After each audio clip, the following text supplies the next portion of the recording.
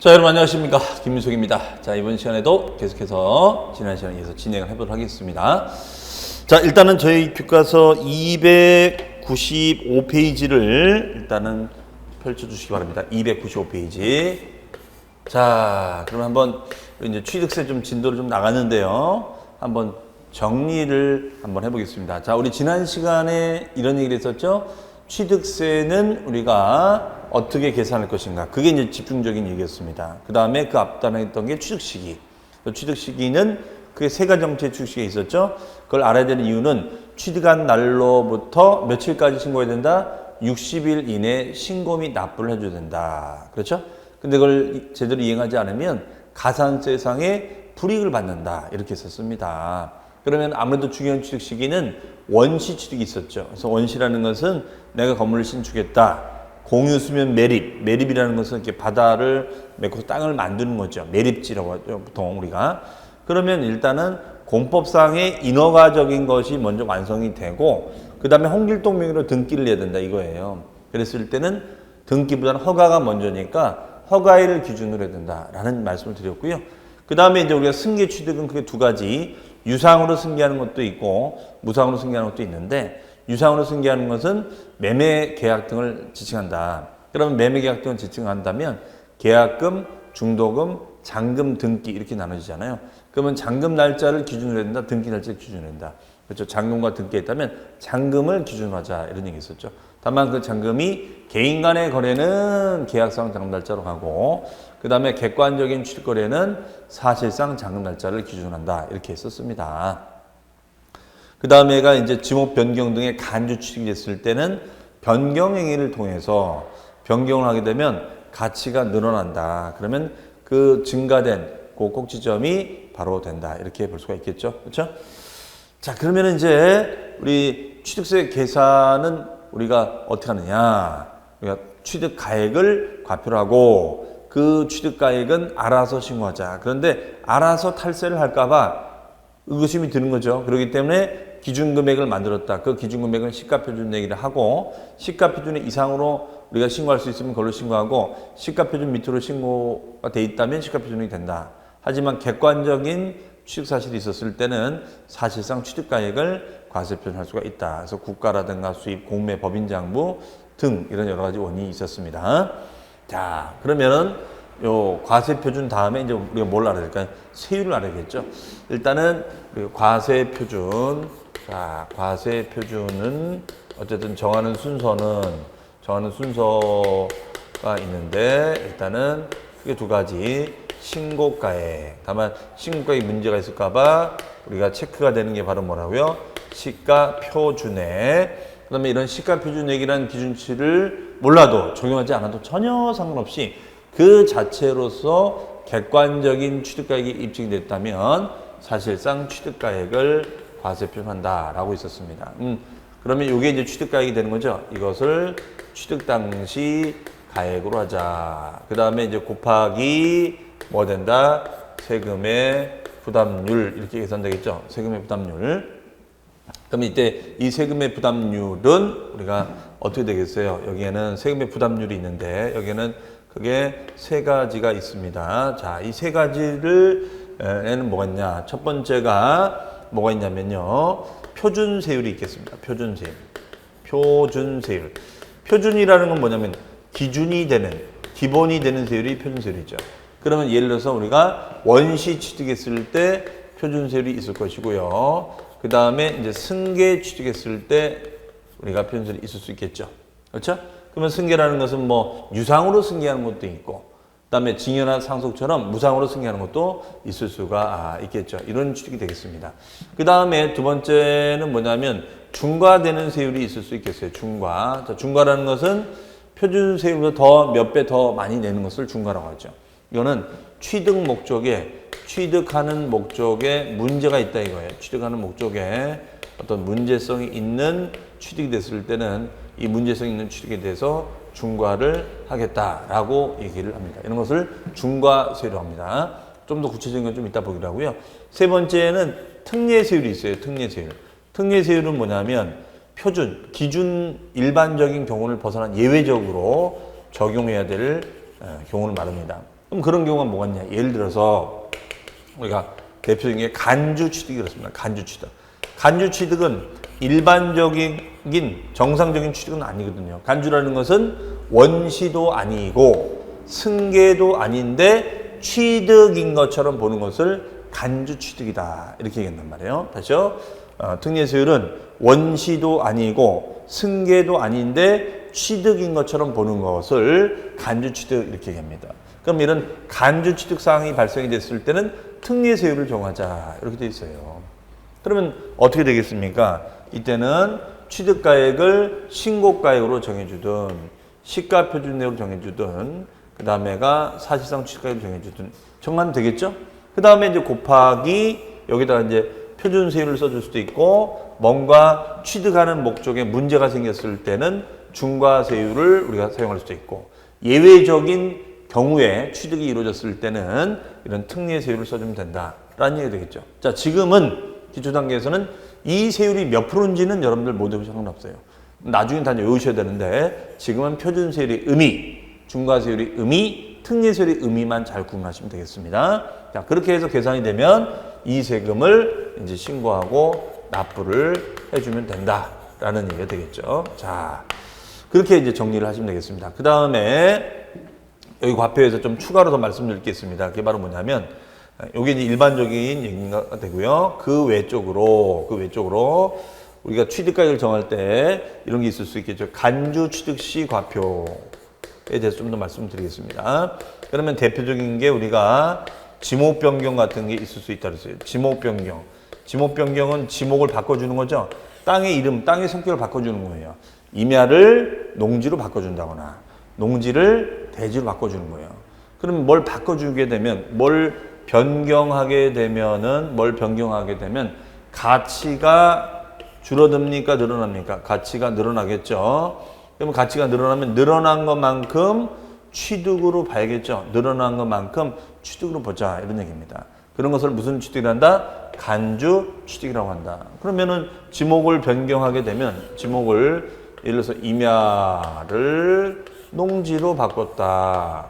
그럼 가치가 증가가 되면 당연히 과세 표준은 뭐가 되겠어요? 증가액이 되겠죠. 증가액. 그렇죠? 증가액이 될 거예요. 증가액. 그러면 증가액을 과표로 보자. 그러면 이때 요 꼭지점하고 변경된 꼭지점하고 변경 전 꼭지점의 가격을 빼주면 되겠죠. 그러면 요거를 우리는 과표로 보자. 이런 얘기 됐어요. 요걸 증가액으로 본다. 라는 얘기 되겠습니다. 그러면 변경 후 가격에서 변경 전 가격을 빼주자. 이런 얘기가 되겠어요. 그러면 이 증가액을 과표로 해주면 되겠죠. 자, 이런 걸 뭐라고 한다? 우리는 지목 변경이라고 한다. 뭐라고 한다? 지목 변경이라고 한다. 이런 거죠. 그럼 증가액을 이제 추가로 넣어서 신고해주면 되겠습니다. 자, 그러면 여러분들 거기 보시면 295페이지에 과세표준. 자, 지난 시간에 말씀드린 대로 취득 당시 가액을 과표로 잡고 원칙은 우리가 신고가액으로 간다. 다만 신고 또는 표시가 없거나 미달쓰는 시가표준. 이건 말씀드렸고 그 다음에 시가표준액에 불구하고 사실상 취득가액으로 한 경우가 있었다. 이렇게 했었죠. 그 다음에 이제 그 밑에 보시면 그 취득가격 범위 보시면 간주 취득이 있습니다. 간주 취득은 뭐라고 되어 있습니까? 건축, 신축, 재축은 제외. 그러면 예를 들어서 뭐 증축 같은 걸 말합니다. 개수, 개보수한다거나 고친다거나 선박 차량 기장비 종류를 바꿔줍니다. 종류를 이렇게 변형시켜주면 가치가 늘어나겠죠. 그로 인하여 뭐한 금액을 과표로 한다? 증가한 가액을 과표로 합니다.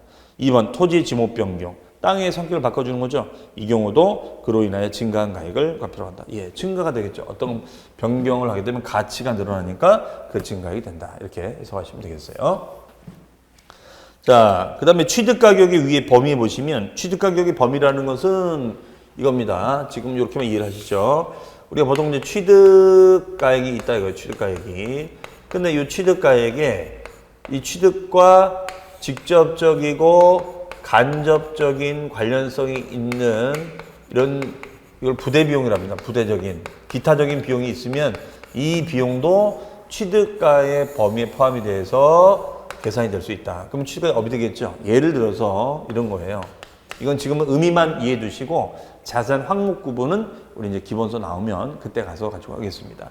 그럼 이렇게 땅이 있다 이거예요. 땅이 있는데 땅에다가 이제 건물을 이렇게 짓는 거죠. 건물을 우리가 신축을 합니다. 그럼 건물을 신축을 하게 되면 이 땅을 담보로 해서 대출 받잖아요. 그럼 이 대출에 대한 이자를 우리가 부담하겠죠. 이 대출 이자를 부담하는데 이 이자를 우리는 뭐라 하냐면 건설 자금 이자 이렇게 표현하고 있습니다. 그러면 이 건설 자금 이자라는 대출 이자가 있어야지만이 어떻게 이 이자가 있었어야지만이 취득가액에 들어갈 수 있겠죠. 그렇죠? 이게 없었다면 취득가액에 들어갈 수 있겠어요? 없겠어요? 없을 거란 말이에요. 자, 다시요. 취득가액을 정하는 데 있어서 직접적이고 간접적인 부대 비용이 들어가야 되는데 이 직간접적으로 관련성이 있는 이런 부대적인 비용이 있어야지만 된다. 이것도 관련성이 있다면 이것도 넓은 의미에서 취득가액 범위에 포함시켜야 된다 이거예요. 그러면 이런 대출 제한 들어갈 수밖에 없지 않나요? 그러면 취득가액이 그만큼 이제 업이 되겠죠. 자, 그렇다고 무조건 다 들어가는 것은 아니고 들어갈 수 있는 직간접적인 부대 비용도 있고 들어갈 수 없는 것도 있다. 이걸 구분할 줄 아느냐. 자, 이 문제 사실 상당히 중요한 건데 지금은 이렇게 의미 정도만 알아두시면 되겠습니다. 그래서 거기에 어떤 얘기 나오냐면요. 취득가격 범위 안에 보시면 동그라미 1번 취득가격은 해당 물건을 취득하기 위하여 지급하였거나 지급하여야 할 직접 비용과 간접 비용의 합계액을 말한다. 그렇죠? 간접 비용의 범위 해가지고 뭐 건설 자금 이자 뭐 등등등 많이 나오죠. 그건 참고로 보시면 되겠고요. 자, 그 다음에가 세율입니다. 이제 다시 이제 본론 와서 이제 그렇다면 이제 이런 식으로 취득가액을 정할 수 있는 경우들도 있고, 그러면 그렇다면 세율은 이제 뭐가 되느냐? 표준, 중과 특례 중에 어느 하나가 정해지면 곱하기만 하면 되는 거죠? 자, 그러면 이제 보겠습니다. 자, 지금은 세율이 몇 프로인지는 여러분들 외우지 않으셔도 돼요. 자, 296페이지 보시면 거기에 뭐라고 나왔습니까? 부동산 취득세율의 가로에 보니까 표준세율 나와 있죠? 자, 무상취득 상속으로 취득했을 때는 2.8%. 2.8. 그러면은 상속에 따른 취득가액이 1억 원이다. 그러면 1억 원 곱하기 2.8%. 1억 원의 2%가 200이니까 2.8%면 280만 원 되겠죠? 그 다음에 농지 상속은 2.3%. 그러면 230만 원 될 거예요. 징여 등의 무상취득. 징여는 3.5. 그럼 1억에 3.5면 350만 원 될 겁니다. 원시취득은 이제 건물을 짓는 거잖아요. 건물 짓는 거니까 원시취득이면 이제 몇 프로예요? 2.8%. 그러면은 만약에 땅이 이렇게 있으면은 자, 땅이 있어요. 그러면 땅이 있으면 이 땅에다가 건물을 짓습니다. 이렇게 건물을 신축을 해요. 그럼 건물을 신축을 하게 되면 이 신축에 대한 그 비용이 들어가겠죠. 그렇죠? 신축 비용, 신축비, 즉 공사비가 들어갈 거예요. 공사비가. 그럼 공사비가 취득가액이 돼야지. 그렇죠? 그럼 공사비를 얼마로 잡아주느냐가 이제 중요하잖아요. 그렇죠? 그럼 그 공사비 금액의 2.8%. 그럼 공사비가 10억 들어갔다 하면 10억 곱하기 2.8%. 10억에 2%면 2천만 원이잖아요. 그렇죠? 그러니까 2,800만 원이 되겠네요. 그 다음에 공유권의 분할, 지분 이전일 때 2.3. 그 밖에 원인의 매매. 아직 그 위에는 공유, 뭐 분할 이런 말은 여러분들 익숙지 않은 거니까 그냥 넘어가겠습니다. 일반적인 매매 등일 때는 몇 프로예요? 4%. 다만 농지일 때는 3%. 보면 농지일 때하고 아닐 때가 틀리네요. 농지일 때가 더 세율이 낮고 농지가 아닐 때가 세율이 높지요. 그 이유는 농지는 보통 농민들이 취득하는 거란 말이에요. 그래서 농민들이 취득 거래를 할 때는 3% 율이 떨어져요. 아니면 농민이 아닌 물건들이 취득했을 때는 4% 좀 더 많이 받는다. 이렇게 볼 수가 있겠습니다. 그러면 만약에 뭐 지금 연습을 해보면 우리가 뭐 상가를 매매의 원인에 따라 취득하였다. 이렇게 가정을 해볼게요. 상가를 매매의 원인에 따라서 취득을 했습니다. 그런데 이 매매가를 신고하기로 한 금액을 얼마로 잡았냐면 1억 원으로 잡았어요. 그러면 이 1억 원의 신고가 올바르게 된 건지 안 됐는지를 기준금액 가지고 따져보자라고 했었죠. 그러면 그 기준금액을 뭐라고 했어요? 시가표준액. 시가표준액. 그러면 시가표준액을 대입을 해보니까 이 시가표준액이 8,500만 원인 거예요. 8,500만 원. 그러면 이 시가표준액인 8,500만 원을 딱 비춰봤을 때 제대로 신고가 된 겁니까? 안 된 겁니까? 제대로 신고가 된 거죠? 시가표준액 제대로 신고됐네요. 그러면 시가표준액 이상으로 신고를 해주면 되겠죠? 맞습니까? 자, 그러면은 이때 신고가액은 뭘로 잡아주면 돼요? 1억으로 잡아주면 되겠죠? 1억 원. 네, 1억 원이 신고가액이 된다 이거죠.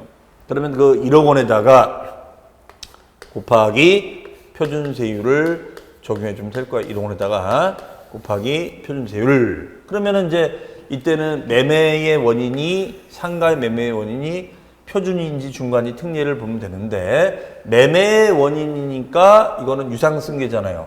그럼 유상승계 취득일 때는 표준세율 써주면 된다라고 되어 있었죠. 맞습니까? 자, 따라오시죠. 그럼 여기는 이제 매매에 대한 표준세율. 그러면 여러분 그 표 보시고 답변하시면 되겠네요. 자, 농지의 매매일 때는 방금 몇 프로라고 했어요? 농지는 농민들이 취득하는 거니까 유리 3%밖에 안 된다. 근데 농지가 아니었을 때는 몇 프로? 4%가 된다. 그러면 이게 이제 4%가 되겠죠? 4%. 1억 원에 4%가 되겠습니다.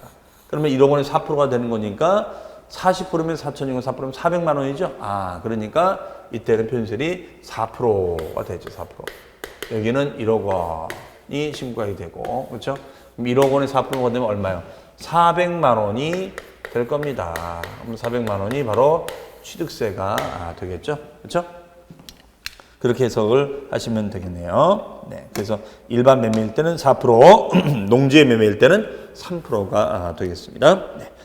그 다음에 탄력세율이라는 것은 뭐냐면 탄력세율이라는 것은 어떤 표준 기준치를 딱 잡아주고 표준 기준치를 딱 잡아주고 그 세율을 이렇게 탄력적으로 운영할 수 있는 왔다 갔다 탄력적으로 운영할 수 있는 걸 말합니다. 그래서 거기 보시면 지방자치단체의 장은 조례로 정하는 바에 따라 취득세율을 표준세율의 100분의 50 범위에서 가감할 수 있다. 가감한다는 건 조정한다는 거죠. 그러면 표준을 4%를 딱 잡아주고 왔다 갔다 이렇게 조정할 수 있는 것을 우리는 탄력세율이다 이렇게 얘기한다는 것이죠.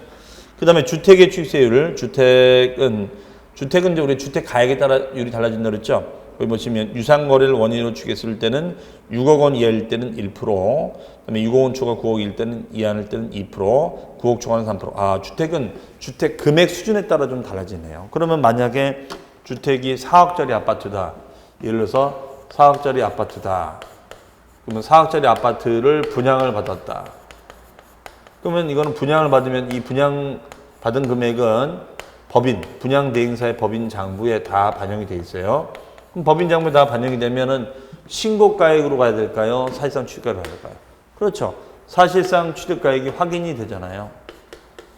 확인이 되면 우리가 뭘로 간다고 그랬죠? 사실상 취득가액을 발표한다. 이렇게 썼죠. 아, 그러니까 여기는 분양가로 가야겠죠. 분양가 4억이니까. 그럼 분양가 4억이면은 그 4억 원에다가 곱하기. 자, 이게 6억 원 이하잖아요. 매입가가 6억 원 이하니까 몇 프로요? 1%다. 그러면 4억에 1%면 얼마예요? 4억에 10%가 4천이니까 1%면 400만 원 되겠죠? 그러면 400만 원이 우리가 되겠다. 이렇게 되겠어요. 400만 원. 네, 그렇게 보시면 되겠습니다. 자, 그렇게 해석을 하시면 되겠네요. 그 다음에가 이제 중과세율이 있습니다. 자, 중과라는 것은 취득했을 때 뭔가 취득 목적을 규제할 필요성이 있었을 때는 중과를 해줘야겠죠? 자, 이것이 바로 중과세율이 됩니다.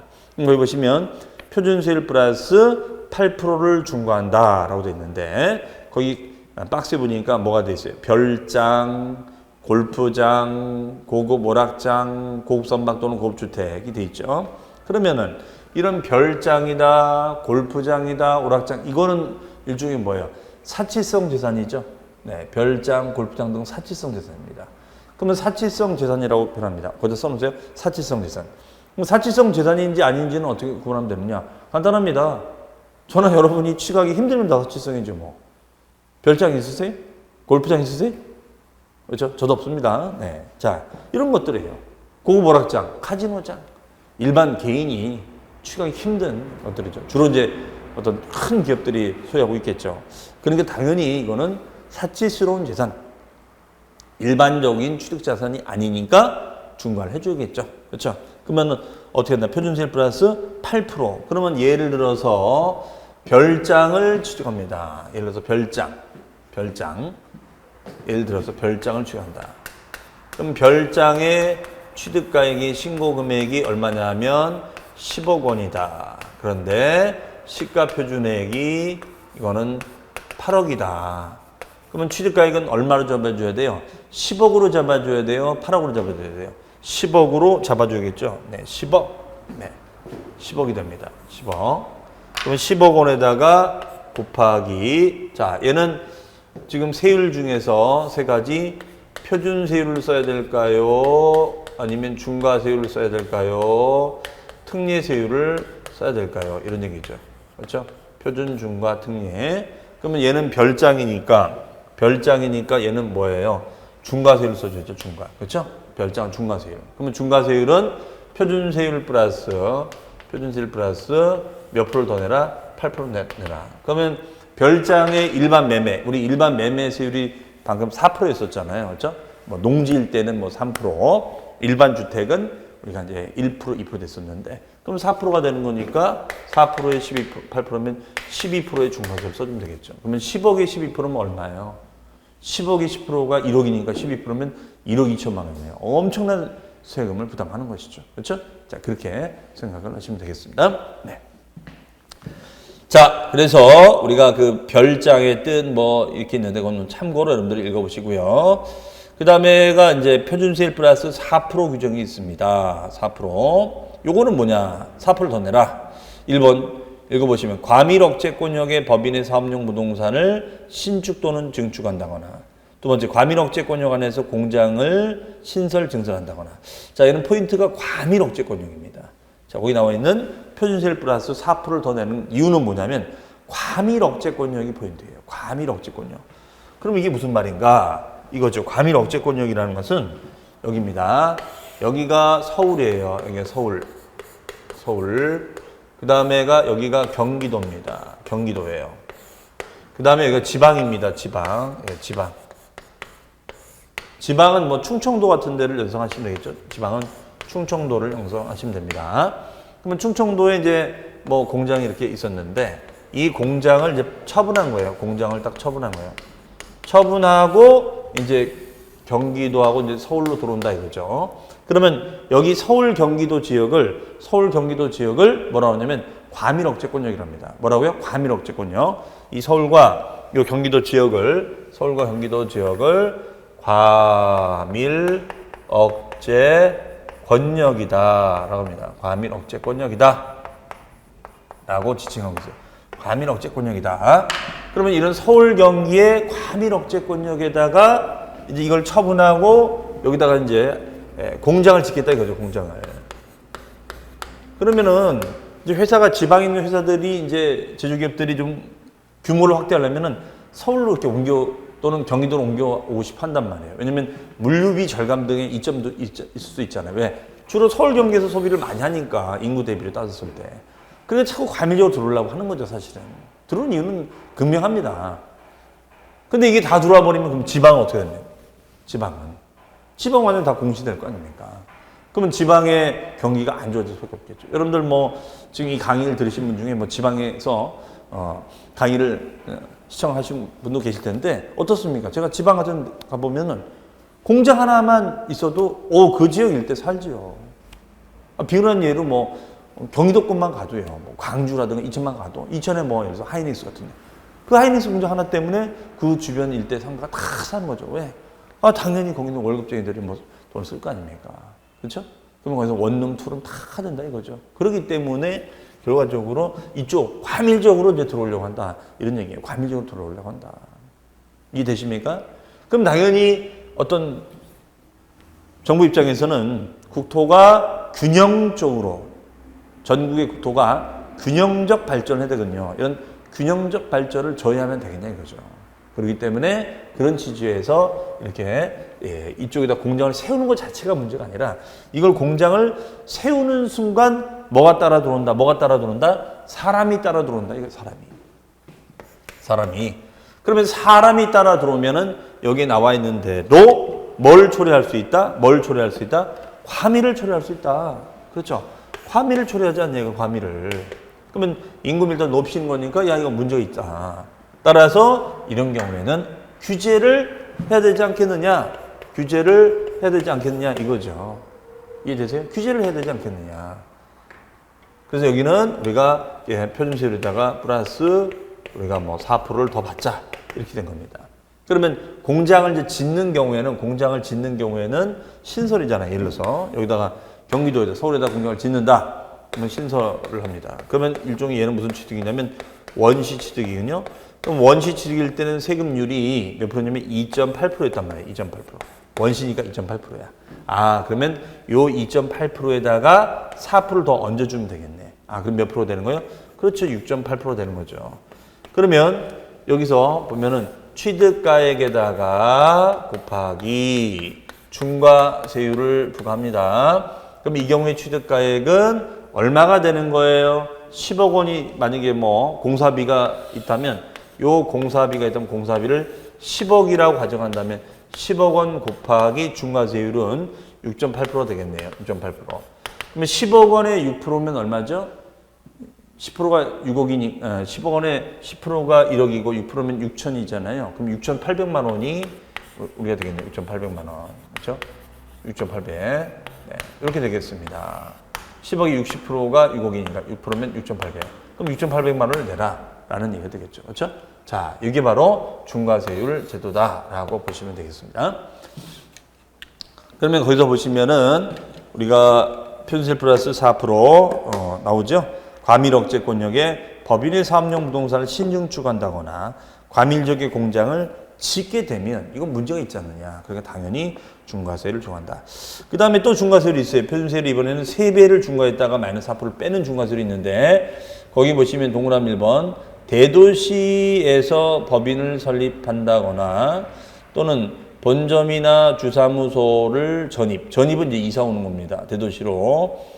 그다음에 대도시에다가 공장 신증 설립 부동산 취득.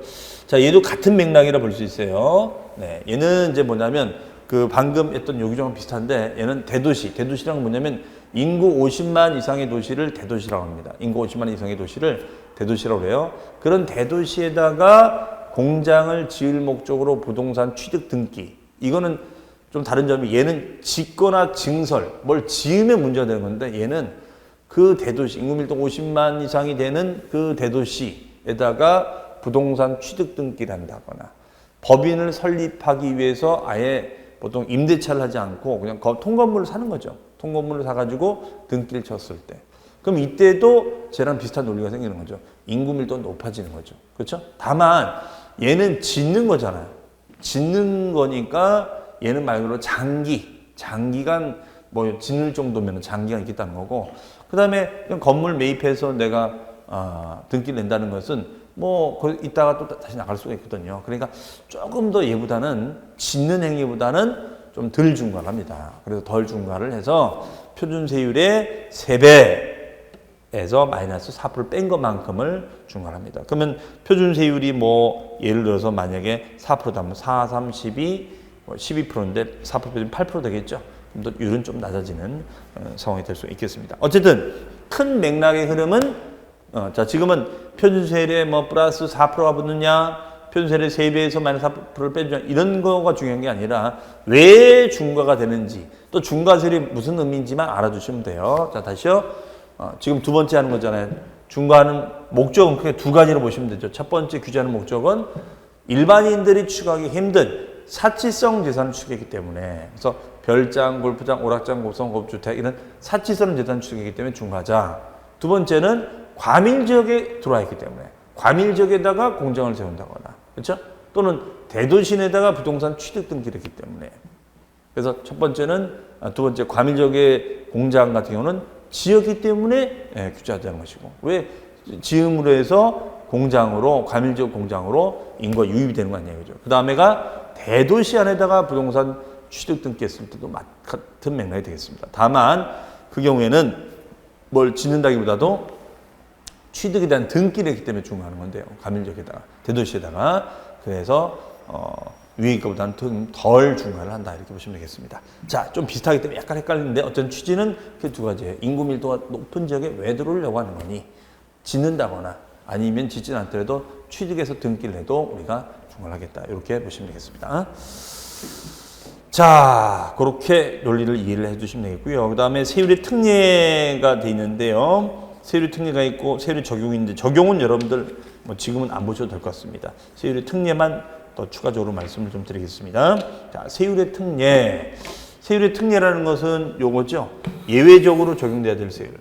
그래서 대표적인 게 간주 취득이 있다고 그랬죠. 자, 간주 취득은 이렇게 소유권의 변동은 없었지만 소유권의 변동은 없었지만 어떤 변경을 통해서 가액이 증가되면 그 증가된 것만큼을 취득으로 봅시다. 이런 거 있었죠. 이런 걸 간주 취득이다 했었어요. 그러면 요 특례세율에 대해서 조금 더 말씀드려보면 이런 얘기죠. 뭐 여긴 두 가지 형태가 있습니다. 특례세율은 두 가지 형태가 있는데요. 여기에는 2%의 특례세율이 있고 두 번째 표준세율에서 마이너스 2%의 특례세율이 있다. 이렇게 얘기를 합니다.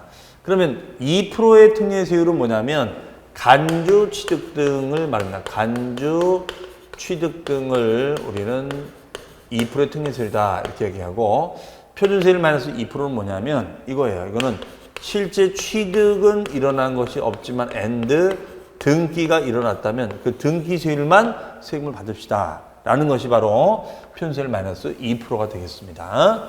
자, 그러면은 이거는 제가 설명하지 않아도 뭐 지목을 바꾼다거나 등등등의 원인이 있으니까 여러분들 그걸 생각하시면 되는데, 표준세율 마이너스 2%. 이거는 뭐냐면 이거죠. 대표적인 예가 상속 같은 거를 예를 들 수 있겠어요. 자, 상속입니다. 그럼 상속 같은 경우에는 우리가 뭐 아버지가 집을 갖고 계셨는데 아들이 집이 있었다. 근데 물려받습니다. 그럼 이건 일반 상속이잖아요. 그러면 이 아들 입장에서는 아버지의 집을 새롭게 물려받는 거니까 2.8%의 상속이 되는 것이고, 그 다음에 이제 특례적인 상속이 있을 수 있다 이거예요. 그게 바로 뭐냐면 아버지와 아들이 같이 살고 있는 거예요. 한 집에서. 이 아들은 무주택자입니다. 그럼 한 집에서 살고 있어요. 그런데 아버님의 연세는 72세인데 아들은 38살이에요. 그러면 38년 동안 이 아버지랑 아들은 같이 살았던 거예요. 그렇죠? 점유하고 있다가 아버님께 돌아가십니다. 그리고 자연스럽게 물려주신 거예요. 그럼 이것도 얘처럼 새로운 취득이냐를 생각해 보면 새로운 취득으로 볼 수가 있다 없다? 볼 수가 없죠. 볼 수가 없죠. 새로운 취득이 아니겠죠. 그렇죠? 새로운 취득이 아니지 않겠냐고요. 새로운 취득이. 그렇죠? 새로운 취득이 아니다 이거예요. 이건 새로운 취득이지만 이건 새로운 취득이 아니라는 얘기죠. 그러면 이거와 똑같이 세율을 넣을 수 없지 않냐. 그러면 새로운 취득은 없었고 그냥 명의만 넘겨받은 거죠. 같이 이걸 갖다 여기서 사용하고 있었으니까. 그러면 이때는 등기는 넘어왔으니 이 부분에 대해서는 특례적인 세율을 쓰자. 일반적인 상속은 아니다 이거죠. 예외적인 상속이 발생됐으니까. 그렇죠? 그러면 우리가 일반적인 상속의 세율은 2.8%죠. 2.8%잖아요. 그럼 표준세율이 2.8%니까 2.8%에서 2%를 빼줍니다. 그럼 2.8%에서 2% 빼주면은 몇 프로 남아요? 0.8% 남네. 0.8%. 그러면 0.8%니까 이거는 무슨 세율이에요? 특례세율이 되겠죠. 특례세율. 그렇죠? 자, 이렇게 하는 게 특례세율입니다.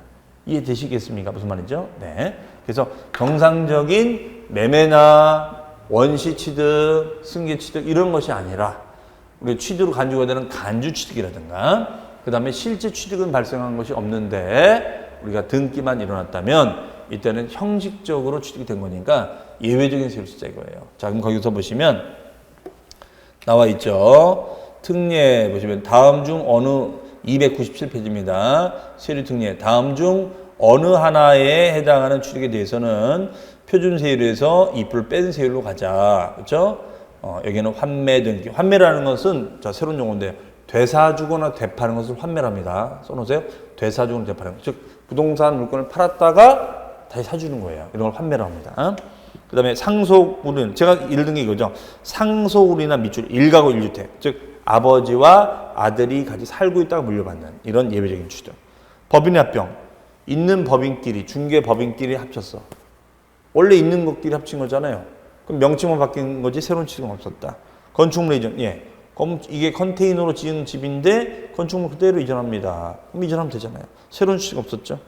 그 다음에 민법에 따른 재산물. 이거는 바로 이제 이혼 시 재산분할입니다. 이혼할 때 재산, 부부의 공동 재산을 쪼개는 겁니다. 집은 내 거, 땅은 당신 거, 상가는 내 거, 그렇죠? 더 큰 땅은 당신 거. 그럼 이거는 이런 걸 이제 공유분할이라고 하는데요. 공동 소유된 물건을 그냥 지분대로 5대5로 쪼개 가져가는 겁니다. 그럼 새로운 취득은 없었잖아요. 다만 분할했다는 등기는 있었죠. 그러니까 이 경우에는 표준세율에다가 마이너스 2%를 뺀 세율을 자라는 얘기가 되겠습니다. 자, 그다음에 다음 중 어느 하나에 해당할 때는 2%의 특례세율을 쓴다. 이때 2%는 어디다 써놓습니다. 무슨 취득? 간주 취득. 간주 취득. 자, 간주 취득이 이제 개수한다, 고친다. 2번 선박 차량과 기장비, 토지 가격의 증가, 변경 다 간주 취득이란 말이에요. 그렇죠? 네. 자, 그래서 이런 특례세율도 쓰고 있습니다. 그러면 이때는 만약에 뭐 지목 변경했다. 그럼 증가액을 과표로 한다고 했죠. 그럼 증가액이 만약에 1억 원이다. 그러면 1억 원 곱하기 이때 특례세율 몇 프로? 2%. 2%. 무조건 2% 쓴다는 거죠. 그러면 1억이 20%가 2천이니까 2%는 200이 되겠네요. 그렇죠? 자, 기타 세율의 적용이 있는데 요거는 여러분들 거기다 써 사후 관리. 중과 세율 적용 시 사후적으로 나중에라도 중과가 되면 중과할 수 있다라는 사후 관리예요.